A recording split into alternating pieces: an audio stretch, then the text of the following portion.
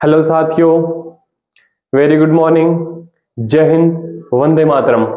आप सभी का स्वागत है हमारे इस YouTube चैनल एक्सीलेंट सर पे। तो जैसा कि आपको अवगत है कि हम क्लास 10 के साइंस विषय का अध्याय नंबर 11 पढ़ रहे थे और हम आज विद्युत के बारे में बात कर रहे थे। तो आज हम इस वीडियो में जानेंगे जो हमारा बचा हुआ टॉपिक है उसके बारे में। तो उससे पहले मैं थोड़ा सा जो रिवाइज करवाना चाहूंगा आपको। तो हमने देखा था विद्युत अध्याय नंबर हमारे पास 11 था, अर्थात चैप्टर नंबर 11 पढ़ रहे थे। हमारे जो नाम था चैप्टर का वो रहेगा विद्युत। सबसे ही पहला हमारे पास जो टॉपिक आता है वह टॉपिक था विद्युत धारा। क्या टॉपिक था? विद्युत धारा, जिसको हम किससे लिखेंगे? आई से लिखेंगे। विद्युत धारा को किससे लिखेंगे? आई से लिखेंगे। और इस सूत्र हमने इसका आई का सूत्र लिखा था Q बटा में T, अर्थात कि विद्युत आवेश के प्रवाह की दर को क्या कहते हैं? विद्युत धारा कहते हैं। इस Q का मतलब ही क्या है? आवेश। ये क्या था? आवेश। और ये हमारे पास क्या है? समय। और इस आवेश का जो मात्रक है वो क्या रहेगा? कूलाम। आवेश का मात्रक क्या रहेगा? कूलाम। और इसका रहेगा सेकंड। इसको मैं C मतलब S लिख सकता हूं, अर्थात कूलाम प्रति सेकंड। और इसको मैं क्या कहूंगा? 1 एम्पियर। तो अगर विद्युत धारा की मैं बात करूं, किसकी बात करूं? विद्युत धारा की मैं बात करूं तो हमारा ये पूरा रहेगा कि विद्युत धारा को हम आई से लिखेंगे। इसका जो फॉर्मूला रहेगा वो क्या रहेगा? Q बटा में T। और इसकी जो परिभाषा रहेगी वो रहेगी विद्युत आवेश के प्रवाह की दर को क्या कहते हैं? विद्युत धारा कहते हैं। आवेश का आपसे मात्रक पूछा जाए, विद्युत आवेश का जो मात्रक पूछा जाए तो क्या मात्रक रहेगा? इसका कूलाम रहेगा। और समय को सेकंड में मापेंगे। इसको मैं C बटा S यानी कि कूलाम प्रति सेकंड। और कूलाम प्रति सेकंड को क्या कहते हैं? एम्पियर। अब बात आती है विद्युत धारा का मात्रक, अर्थात इसका जो मात्रक हो रहेगा, क्या रहेगा? मात्रक वो क्या रहेगा? एम्पियर रहेगा। क्या रहेगा? एम्पियर लिखेंगे इसको। किससे लिखेंगे? एम्पियर से। ओके। दूसरा हमारे पास जो टॉपिक था वो था विभवांतर।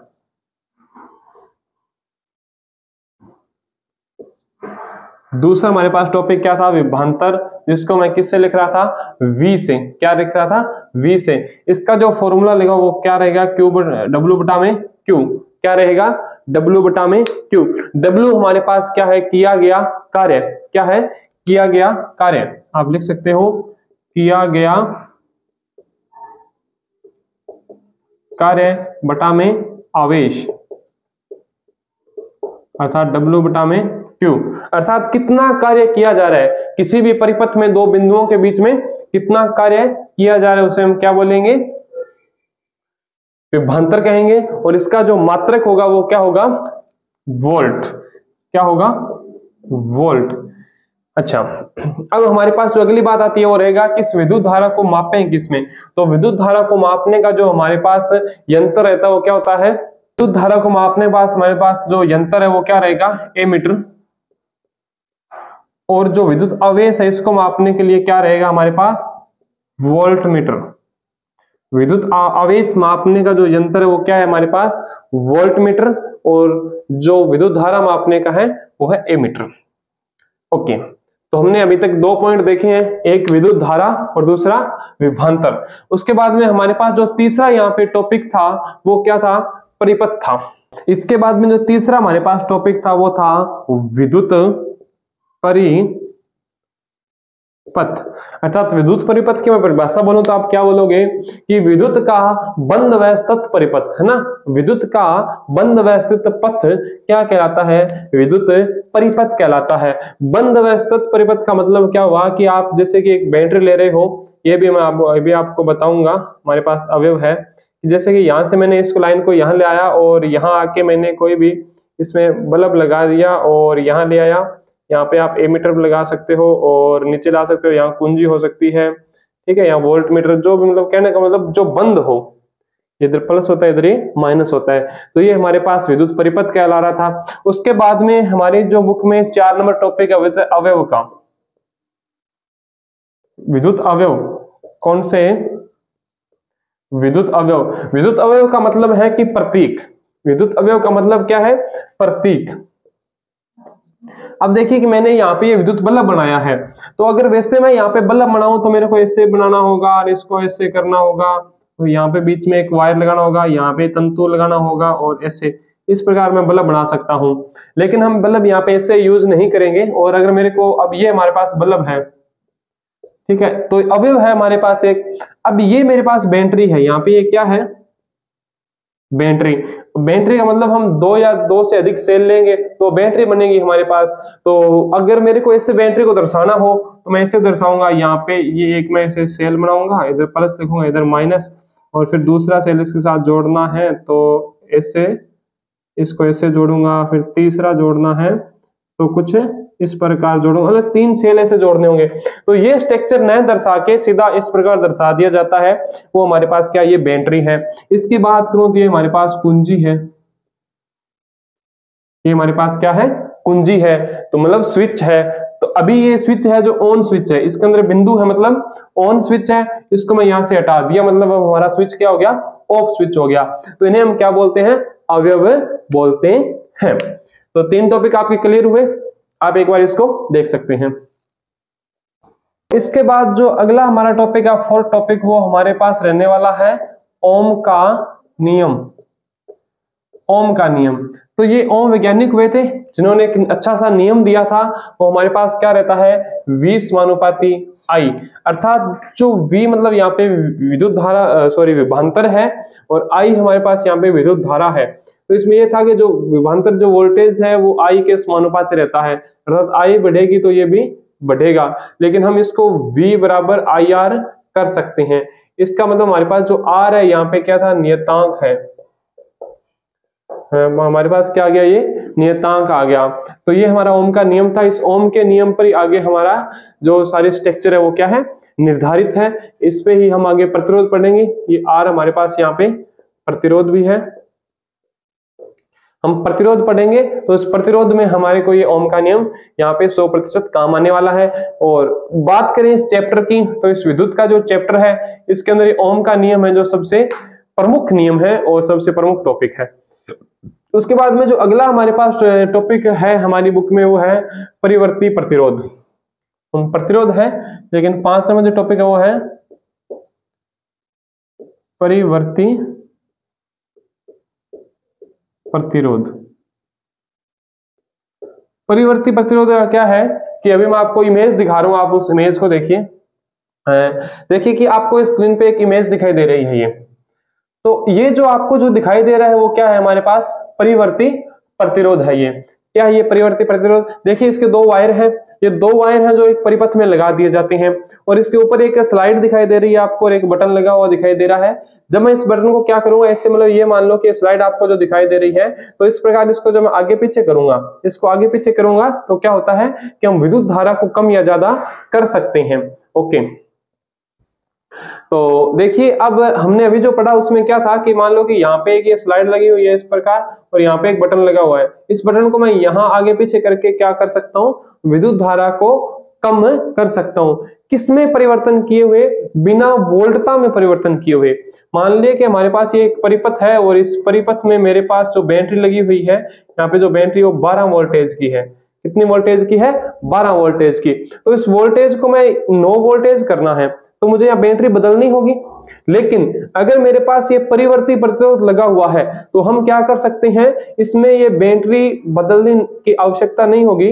हम इसको क्या करेंगे, 12 वोल्टेज को इस परिवर्ती प्रतिरोध के द्वारा कम या ज्यादा कर सकते हैं। तो अगर क्वेश्चन आ जाए कि परिवर्ती प्रतिरोध के कार्य लिखिए, तो हमारा इसका जो सबसे मुख्य कार्य है वो क्या है, आप नोट डाउन कर लीजिए। इसमें लिखिए कि बिना वोल्टता को परिवर्तन किए हुए, बिना वोल्टता को परिवर्तन किए हुए विद्युत धारा में परिवर्तन करने को क्या कहते हैं? परिवर्ती प्रतिरोध कहते हैं। क्या कहते हैं? परिवर्ती प्रतिरोध कहते हैं, अर्थात ये धारा को नियंत्रण कर सकता है। ओके, हमारा जो टॉपिक था वो था प्रतिरोध। अब प्रतिरोध क्या है? प्रतिरोध के बारे में लिखूं तो आप लिख सकते हो कि प्रतिरोध विद्युत धारा में क्या है? रुकावट है या बाधा है। विद्युत धारा अर्थात आई, विद्युत धारा में क्या है? ये रुकावट या बाधा है। और प्रतिरोध का अगर प्रतीक बनाना हो तो वो कुछ इस प्रकार से आप बना सकते हो। इसको किससे लिखेंगे? आर से लिखेंगे। इसका भी आगे काम आएगा, लेकिन अभी हम इसको सिर्फ इसको क्या लिखेंगे कि जो प्रतिरोध है वह क्या है जी? विद्युत धारा में रुकावट का काम करते हैं, अर्थात परिपथ में विद्युत धारा को ये कम बहने देते हैं। अब हमारे पास जो मेन टॉपिक आता है ना, वो आता है प्रतिरोध की निर्भरता। प्रतिरोध की निर्भरता। निर्भरता का मतलब है कि प्रतिरोध किस किस पे निर्भर करता है। तो सबसे पहला हमारे पास जो टॉपिक है वो रहेगा आर समानुपाती एल। आर समानुपाती एल का मतलब क्या है कि जो प्रतिरोध है वो लंबाई पे निर्भर करता है। किस पे निर्भर करता है? लंबाई पे। ये मान लो कि मेरे पास यहाँ पे एक ये सेल है और मैंने एक इसका वायर लगा रखा है यहाँ बल्ब में, और दूसरा मैंने यहाँ बल्ब लगा रखा है इसका वायर प्लस और इधर माइनस। तो अब क्या होगा कि अब ये बल्ब बढ़िया से जलेगा, इतना जलेगा, लेकिन जैसे मैंने क्या किया, इस वायर को मैंने थोड़ा सा ऐसे लंबा कर दिया, तो अब क्या ये बल्ब इतना नहीं जलेगा, बल्ब थोड़ा थोड़ा क्या जलेगा? कम जलेगा। तो किया क्या मैंने? इसकी लंबाई बढ़ा दी। तो जैसे ही क्या कर देंगे, जैसे इसकी लंबाई बढ़ा देंगे तो लंबाई बढ़ने में प्रतिरोध भी क्या हो जाएगा? बढ़ जाएगा, है ना। तो आप क्या लिखोगे? जैसे लंबाई बढ़ेगी तो प्रतिरोध भी बढ़ेगा, और लंबाई कम तो प्रतिरोध भी कम। ये हमारे पास इसका पहला नियम होता है। किस पे निर्भर करता है? लंबाई पे निर्भर करता है। दूसरा आप क्या लिखते हो कि आर व्युत्क्रमानुपाती एरिया। आर व्युत्क्रमानुपाती एरिया पे ये निर्भर करेगा। एरिया का मतलब है इसका क्षेत्रफल। एरिया का मतलब क्या है? क्षेत्रफल। अगर क्षेत्रफल बढ़ेगा तो आर घटेगा। ध्यान से देखिए, अगर क्षेत्रफल बढ़ेगा तो ए क्या होगा? सॉरी, आर घटेगा, और अगर ए ये घट रहा है तो ये बढ़ेगा। इस ए का मतलब क्या? अनुदैर्ध्य काट भी आप इसको बोल सकते हो। ये है कि तार की मोटाई, ये भी एक क्या है? एक वायर है, और एक ये वायर है। अब देखो, अगर मेरे पास ये वायर है, ये 1 नंबर, ये 2 नंबर, मेरे पास ये वायर है, तो मतलब मेरे पास एरिया क्या है? कम। जैसे एरिया कम होगा ना, मतलब पतला तार होगा तो उसमें उतना ही ज्यादा क्या होगा? प्रतिरोध होगा। अर्थात मेरे पास ये तार है ना, ये पतले वाला तार है, इसका एरिया क्या है? कम। इसका जो क्षेत्रफल है वो क्या है? कम। कम क्षेत्रफल तो प्रतिरोध बढ़ेगा। क्या होगा? प्रतिरोध बढ़ेगा। और अगर क्या होगा कि अब मैं एरिया इसका बढ़ा रहा हूं, ये दूसरा वायर ले रहा हूं, दूसरा वायर लेऊंगा, मान लो कि मैंने इसका मोटा तार ले लिया, जैसे मोटा तार होगा तो इसमें जो प्रतिरोध है वो क्या हो जाएगा? कम। एरिया बढ़ते ही इसका एरिया जो प्रतिरोध है वो क्या हो जाएगा? कम। तभी तो आपने देखे होंगे जो 3 फेज की लाइट होती है उसमें वायर मोटे लगाए जाते हैं ताकि विद्युत धारा में कोई बाधा न आए, और जो खंभों के वायर है वो भी मोटे होते हैं ताकि विद्युत धारा में कोई बाधा न आए। लेकिन अपने घरों के जो वायर है वो पतले होते हैं क्योंकि वहां पे हमें थोड़ी थोड़ी विद्युत धारा चाहिए होती है। ये टॉपिक भी आप नोट कीजिए।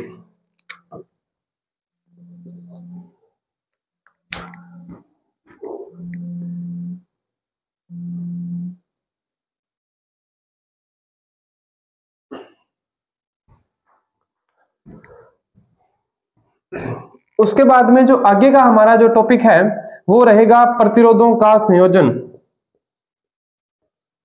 प्रतिरोधों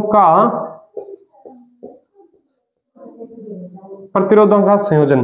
तो देखिए, इसमें मुख्य 2 प्रकार से संयोजन हम कर सकते हैं। सबसे पहला हमारे पास क्या है? श्रेणी क्रम संयोजन। श्रेणी क्रम संयोजन। कौन सा? श्रेणी क्रम संयोजन। और दूसरा है समांतर या पार्श्व क्रम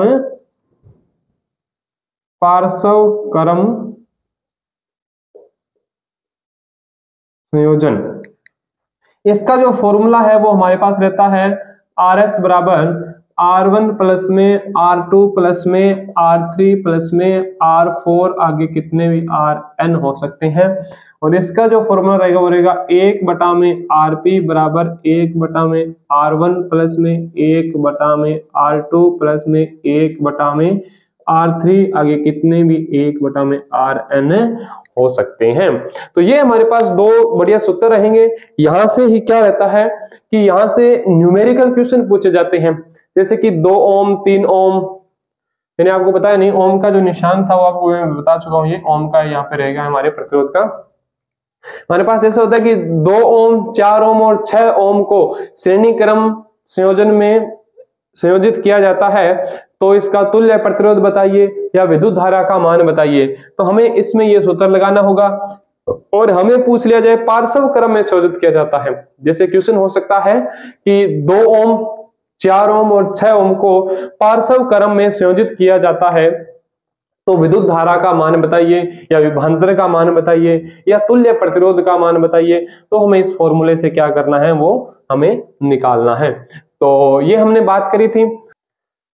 तो अब हमारे पास जो नेक्स्ट टॉपिक रहेगा वो रहेगा विद्युत शक्ति। विद्युत शक्ति, शक्ति मतलब पावर। इसको मैं किससे लिखूंगा, P से लिखूंगा। किससे लिखूंगा, P से। अब मैं इसकी सीधी सीधी से अगर परिभाषा बोलूं तो क्या रहेगा कि कार्य करने की दर। कार्य करने की दर क्या है, विद्युत शक्ति है ना। कि जैसे कि एक उदाहरण दे रहा हूं मैं आपको कि विद्युत शक्ति का मतलब क्या हो, कार्य करने की दर। अब हमारे क्या है, घरों में पंखा लगा हुआ है, जो हमारी छत में पंखा लगा होता है, वो पंखा लगा हुआ है, वो पंखा क्या कर रहा है, चल रहा है। वो पंखा क्या कर रहा है, चल रहा है। अब उसको किसके द्वारा चल रहा है, वो विद्युत के द्वारा चल रहा है, उसमें करंट जा रहा है। अब उस पंखे का काम क्या है, चलने का काम है। वो चल रहा है, वो चल रहा है अर्थात क्या कर रहा है, कार्य कर रहा है। वो कितना चल रहा है, कैसे चल रहा है, वो ही हमारे पास यहाँ पे क्या है, विद्युत शक्ति अर्थात हमारे पास P। अब इसका मैं फॉर्मूला लिखूंगा, तो फॉर्मूला क्या लिख दूंगा, P बराबर W बटा में T। P बराबर W बटा में T, अर्थात किसी निर्धारित समय में किया गया जो कार्य है वही हमारे पास क्या है, इसकी शक्ति है। अर्थात P बराबर W बटा में T आ जाएगा। तो ये हो सकता है मेरे पास समीकरण नंबर आ जाए हमारे पास 1। दूसरा, अगर हमने एक आपको मैं याद दिलाऊं, हमने सूत्र पढ़ा था V बराबर W बटा में Q। V बराबर W बटा में Q, अर्थात दोनों में हमारा पास कॉमन आ रहा है, तो इस W को मैं बाहर निकाल लूं तो मेरे पास क्या हो जाएगा, V इंटू में Q। क्या हो जाएगा, V इंटू में Q। या इसको मैं इसे उल्टा भी लिख सकता हूं, इसको मैं लिख सकता हूं Q इंटू में V। ये एक ही बात है। W बराबर क्या हो जाएगा, Q इंटू में V। तो इसको मैं एक बार समीकरण नंबर 2 दे रहा हूं यहाँ पे। अभी आप देखते हैं इस P के हमने फॉर्मूले बनाने हैं, कैसे कैसे फॉर्मूले हो सकते हैं। अब अगर मैं बात करूं इस Q की, तो यहाँ पे विद्युत धारा भी ले सकते हैं अपने। तो हम क्या लेंगे, W बटा में Q बटा में T इंटू में V। हाँ, तो देखिए कि अभी हमने यहाँ पे I का मान लिया है, तो यहाँ पे हो सकता है P बराबर I V, या फिर मैं इसको लिख सकता हूँ P बराबर VI। ये हमारे पास समीकरण नंबर हो सकती है 3। तो देखिए अभी मैं इस समीकरण में इसका मान रख दिया, तो अभी मेरे पास 3 सूत्र यहाँ पे प्राप्त हुए हैं मेरे को अभी तक। वैसे अब क्या होगा कि जैसे ही मैं इस समीकरण 3 में अगर V का मान रख दूं, तो आप सभी को पता है कि जो V बराबर है वो क्या है, IR है। ओम के नियम के अनुसार से V बराबर क्या, IR। तो P बराबर, ये इस I को मैं बाहर निकाल रहा हूं और इधर मैं कर रहा हूं IR, और तो जो मेन सूत्र होगा वो क्या होगा, I स्क्वायर R। ये मेरे पास समीकरण नंबर हो सकती है 4। अभी देखिए, अभी मैंने समीकरण 3 में V का मान रखा था, आप यहाँ पे लिख सकते हो समीकरण 3 में V का मान रखने पर अभी क्या होगा कि मैं समीकरण 3 में ही I का मान भी रख सकता हूं। तो समीकरण 3 में I का मान रखने पर, तो अगर I के मान की मैं बात करूं तो हमारे पास यहाँ पे क्या हो सकता है, I बराबर V बटा में R। I बराबर V बटा में R हो सकता है, इस समीकरण 3 में रख रहा हूं मैं। तो देखना P बराबर, मैं V वैसे का वैसा ले रहा हूं और इधर क्या ले रहा हूं, V बटा में R। या फिर इसको ऐसे लिख सकते हैं कि P स्क्वायर बटा में R। क्या लिख सकते हैं, P स्क्वायर बटा में R। ये हमारे पास समीकरण नंबर 5 हो सकती है। तो अभी हमारे को ये सब नहीं समझना है, हमारे पास इस क्या है पावर के, विद्युत शक्ति के 4 मुख्य फॉर्मूले निकल के आएंगे। मैं केवल उन फॉर्मूलों के बारे में बात कर रहा हूं। तो हमारा पहला फॉर्मूला रहेगा P बराबर W बटा में T। ये फॉर्मूला नंबर कितना है हमारा 1। दूसरा हमारे पास जो फॉर्मूला रहेगा इस P का वो रहेगा P बराबर VI, P बराबर VI। और तीसरा जो फॉर्मूला हमारे पास इस सूत्र में रहने वाला है वो रहेगा P बराबर, हमने यहाँ पे अभी किया ना, P बराबर I स्क्वायर R, P बराबर I स्क्वायर R, ये रहेगा तीसरा। और जो फोर्थ फॉर्मूला हमारे पास रहने वाला है वो है P स्क्वायर बटा में R, ये है हमारे पास फोर्थ नंबर।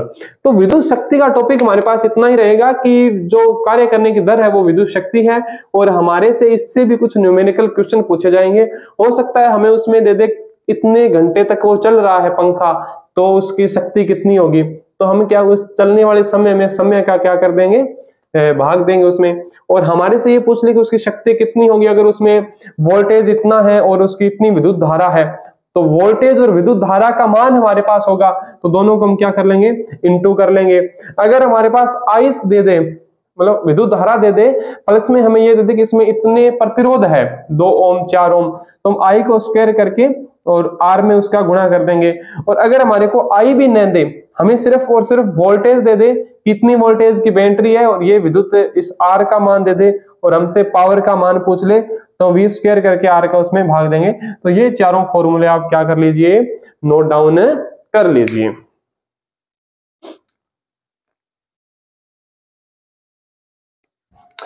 हाँ, तो आपने ये नोट किए होंगे। और अगला हमारे पास जो टॉपिक है वो रहेगा विद्युत ऊर्जा। क्या रहेगा, विद्युत ऊर्जा। अभी मैंने इस टॉपिक को क्लियर नहीं किया, इसका भी हम काम लेंगे। विद्युत ऊर्जा मतलब electrical power, sorry electrical energy. तो इस हम अब एनर्जी की बात करने वाले हैं। अभी हमने पावर की बात करी थी, अब हम इस एनर्जी की बात करने वाले हैं। अभी हमने सूत्र लिया था P बराबर W बटा में T, अर्थात किसी भी उपकरण द्वारा किया गया जो कार्य है, ये क्या है W हमारे पास, जो किया गया कार्य है वो उसकी पावर है। तो अब देखिए कि अब उसके अंदर क्या है, वो कितनी एनर्जी से काम कर रहा है, कितनी एनर्जी से काम कर रहा है। तो क्या मैं इसको P बराबर E बटा में T भी लिख सकता हूं? बिल्कुल लिख सकता हूं सर। क्या लिख सकता हूं? बिल्कुल लिख सकता हूं, क्योंकि इस किसी भी उपकरण द्वारा जो किया गया कार्य है वो उसकी एनर्जी भी है, वो इसकी ऊर्जा भी है। कितनी एनर्जी, कितनी ऊर्जा से वो कार्य कर रहा है। तो अभी हमने शायद मैं बताना भूल गया था, ये हमारे पास जो रहता है ना W बटा में T, ये 1 वाट है, 1 वाट है। और इसी को हम फिर एक, ये वाट तो हमारे पास एक छोटा मात्रक रहता है, तो हम इसको बड़ा मात्रक क्या बना देते हैं, किलो वाट बना देते हैं। क्या बना देते हैं, किलो वाट बना देते हैं। तो देखिए अभी मेरे पास एक सूत्र निकल के आया है कि P बराबर E बटा में T, P बराबर E बटा में T, अर्थात किसी भी उपकरण की ऊर्जा। अभी हम एक पढ़ने वाले विद्युत धारा का तापीय प्रभाव पढ़ेंगे। क्या पढ़ेंगे, तापीय प्रभाव। तापीय प्रभाव का मतलब क्या हुआ कि जैसे कि कोई फैन है, कोई पंखा है, वो चल रहा है, तो वो चलता हुआ पंखा क्या हो जाता है, गर्म हो जाता है। गर्म होता है अर्थात उसमें हीट आ जाती है, वो गर्म हो जाता है। तो वो जो गर्म हो रहा है वो भी विद्युत ऊर्जा के द्वारा हो रहा है, अर्थात वो भी उसका किया गया कार्य ही है। तो देखो, एक तो पंखा चल रहा है, एक तो पंखा चल रहा है, वो काम कर रहा है, कुछ कार्य कर रहा है, और दूसरा वो गर्म हो रहा है, तो वो भी उसका काम ही हो रहा है ना, गर्म होना भी। तो वो उसकी है तो ऊर्जा ही, उसकी एनर्जी है। तो इस E की जगह में H भी ले सकता हूं, अर्थात मेरे पास E बराबर H हो सकता है। क्या हो सकता है, E बराबर H हो सकता है, हिट हो सकती है। क्या हो सकती है, हिट हो सकती है। और इस हिट का मैं सूत्र देखूं तो क्या होगा, H बराबर P इंटू में T, अर्थात कोई पंखा है, कोई फैन है, कोई गर्म हो रहा है, तो वो उसकी कितनी शक्ति है, उसके अंदर कितनी विद्युत ऊर्जा आ रही है, उसके द्वारा वो गर्म होगा, और कितने समय में हो रहा है। अब इस विद्युत धारा का तापीय प्रभाव का हम जो उपयोग करते हैं वो कहां करते हैं, विद्युत हीटर या विद्युत इस्त्री में इसका क्या कर लेते हैं, हम उपयोग कर लेते हैं। तो देखिए हमारा टॉपिक है जो वन शॉट है एक तरीके से, ताकि हम फटाफट इस टॉपिक को क्लियर कर सकें। अगर इसको बढ़िया से आपको समझना है तो आप हमारे टेलीग्राम चैनल से जुड़ सकते हैं, वहां से इसके नोट्स प्राप्त कर सकते हैं।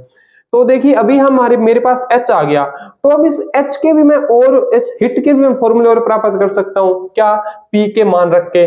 तो सबसे पहला देखिए H बराबर, अब मैं P का मान रख सकता हूं क्योंकि मैंने यहाँ पे P के कितने फॉर्मूले बना रखे हैं, 4, तो H के भी 4 बना सकता हूं। क्या बना सकता हूं, 4 फॉर्मूले बना सकता हूं।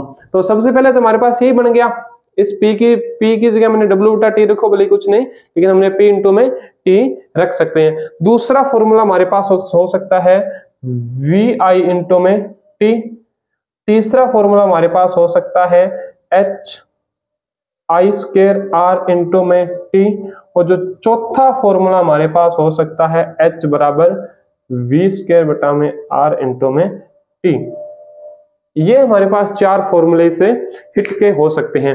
अब हमारे पास एक ये जो नियम निकल के आया है ना, H स्क्वायर R इंटू में T, इसे कहते हैं जूल का तापन का नियम। जूल का तापन नियम, जूल का तापन नियम। अर्थात हमारे पास ये जो H बराबर I स्क्वायर R इंटू में T है, ये हमारे पास क्या है, जूल का तापन नियम है। और इस नियम को भी हम अपने करने वाले हैं, जूल के तापन नियम को। तो इसको एक बार आप नोट डाउन कर लीजिए।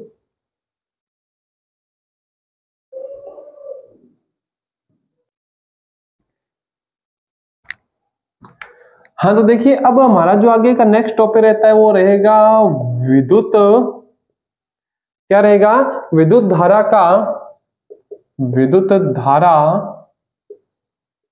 का तापीय प्रभाव।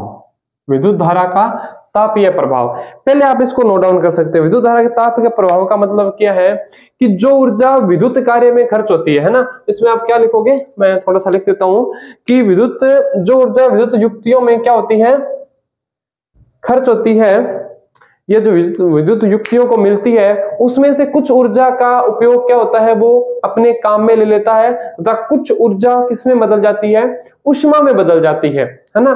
कि देखिए कि जो भी विद्युत ऊर्जा है हमारे पास, इसमें क्या है, सॉरी, विद्युत धारा, विद्युत धारा इसमें से कुछ तो क्या करेगी, कार्य करेगी। अर्थात उस, मतलब कोई पंखा है, ये मेरे पास, ये मान लो कि पंखा है कोई, इस पंखे को चलाएगी और कुछ विद्युत धारा क्या होगी, ऊष्मा में बदल जाएगी। किसमें बदल जाएगी, ऊष्मा में बदल जाती है। ठीक है, जो विद्युत ऊर्जा है ना, वो किसमें बदल जाएगी, ऊष्मा में, और ऊष्मा में बदल के उसको क्या करेगी, गर्म। अब इसमें आप नोट लगा के लिख सकते हो, क्या लिख सकते हो कि विद्युत धारा के इस गुण का उपयोग, क्या लिखोगे, विद्युत धारा के इस गुण का उपयोग विद्युत हीटर व विद्युत इस्त्री में करते हैं। देखिए अब हमारे पास ये दो ऐसे उपकरण है, एक तो विद्युत हीटर, एक विद्युत इस्त्री, जिनमें हम क्या करते हैं, पूरी की पूरी जो ऊष्मा है ना, अर्थात जो पूरी की पूरी ऊर्जा, उसको ऊष्मा में बदल देते हैं। पूरे की पूरी विद्युत धारा को, पूरी की पूरी उस ऊर्जा को किसमें बदल देते हैं, ऊष्मा में बदल देते हैं। और उस उपकरण को हम क्या कर लेते हैं, गर्म कर लेते हैं। अर्थात उसमें हम पूरा का पूरा जो एच है, हिट में उस ऊर्जा को बदल लेंगे।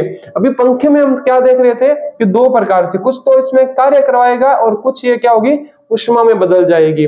लेकिन हमारे पास कुछ ऐसे उपकरण भी हैं, जैसे कि विद्युत हीटर है और विद्युत इस्त्री है, इसमें पूरी की पूरी विद्युत ऊर्जा को किसमें बदल देते हैं, ऊष्मा में बदल लेते हैं। क्योंकि हमें विद्युत हीटर से है तो ऊष्मा चाहिए, विद्युत इस्त्री से भी क्या चाहिए, ऊष्मा चाहिए। तो हमारे पास अब H है, ये H आएगी अर्थात हीट आ जाएगी। अभी आपने देखा था H बराबर आई स्क्वायर आर इंटू में टी, आई स्क्वायर आर टी देखा था, इंटू में टी लगाओ या सीधा डायरेक्ट इसमें टी लगा सकते हो आप, इसे आर टी।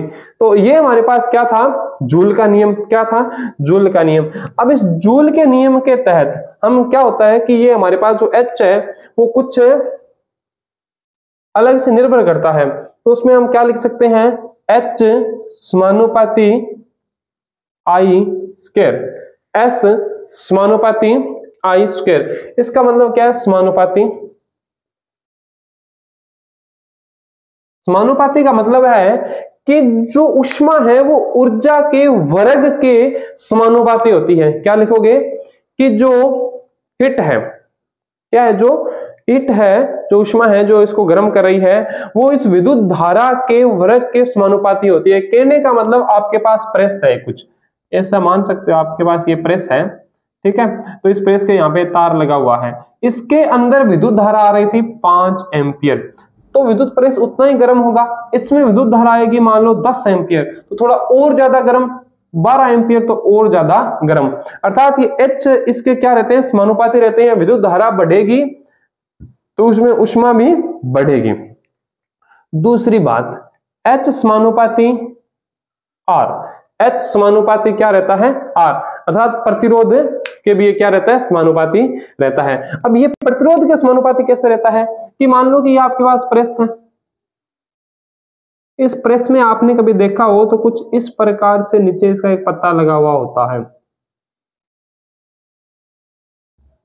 अब देखो कि इसके अंदर आई विद्युत धारा अर्थात आई, अब आई तो इसमें क्या है, आई इसके अंदर पहुंच चुकी है, विद्युत धारा इसके अंदर आ चुकी है, और जो प्रेस के अंदर जो प्रतिरोध लगे हुए हैं वो बहुत ज्यादा लगे हुए हैं, ज्यादा लगे हुए हैं। तो हमने शुरू में पढ़ा था कि जो प्रतिरोध है, जो आर है, वो विद्युत धारा में बाधा डालता है। क्या डालता है, बाधा, विद्युत धारा को रोकता है। अब एक तो अगर इससे यहां से करंट आता है, इस बाहर वाली लाइन से, मान लो ये कोई वायर है, तो इससे करंट आता है, जैसे आके वापस चला जाता, लेकिन इसमें करंट आएगा तो वो इसे ज्यादा दौड़ेगा, ज्यादा देर तक इसके अंदर रहेगा, और ज्यादा देर तक करंट इसके अंदर रहेगा तो ये प्रेस उतना ही ज्यादा क्या होगा, गर्म होगा। अर्थात जितने ज्यादा प्रतिरोध है उतनी ज्यादा ऊष्मा, जितने ज्यादा प्रतिरोध उतने ही ज्यादा ऊष्मा। आपने विद्युत हीटर को देखा होगा, कुछ इस प्रकार बना हुआ होता है, ऐसे वायर आ गया इसका, और ऐसे कुछ इस प्रकार से ना, इसको इसीलिए घुमाया जाता है क्योंकि इसके अंदर ज्यादा देर तक क्या रुके, विद्युत धारा रुके। तो जितनी ज्यादा देर विद्युत धारा रुकेगी उतना ज्यादा ही हीट पैदा होगी। और तीसरा हमारे पास है H समानुपाती T। H समानुपाती T का मतलब क्या है कि मान लो कि आपने प्रेस ऑन किया या विद्युत हीटर ऑन किया, इसको आपने 5 मिनट तक चलाया तो थोड़ा कम गर्म होगा, आपने इसको 10 मिनट तक चलाया और ज्यादा गर्म, 20 मिनट तक चलाया और ज्यादा गर्म। अर्थात जितने ज्यादा टाइम तक आप इसके अंदर विद्युत धारा प्रवाहित करवाओगे उतने ही ज्यादा इसमें हीट पैदा होगी, उतनी ज्यादा इसमें ऊष्मा पैदा होने वाली है। तो ये हमारा विद्युत धारा का ताप या प्रभाव का टॉपिक रहता है, इसमें हमारे से पूछा जाएगा। एक हमारे पास एक मुख्य टॉपिक और रहता है इस लेसन का, जो लास्ट टॉपिक है वो क्या है, विद्युत फ्यूज। क्या है, विद्युत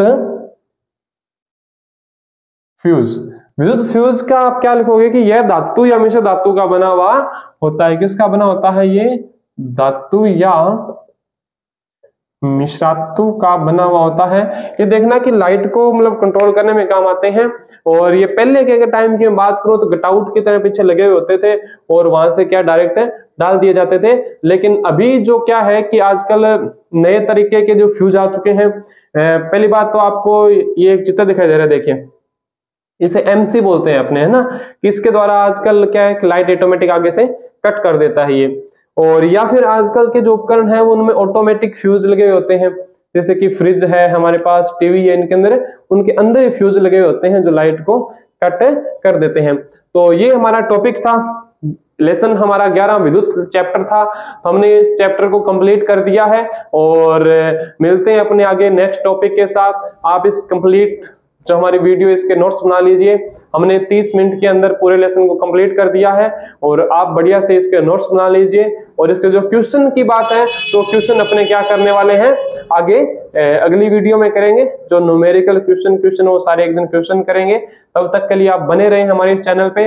वीडियो अच्छी लगी हो तो लाइक का बटन जरूर दबाइए और चैनल को सब्सक्राइब भी कर लेना है। और वीडियो अच्छी लगी तो आगे शेयर भी करना है। Thank you. जय हिंद। वंदे मातरम।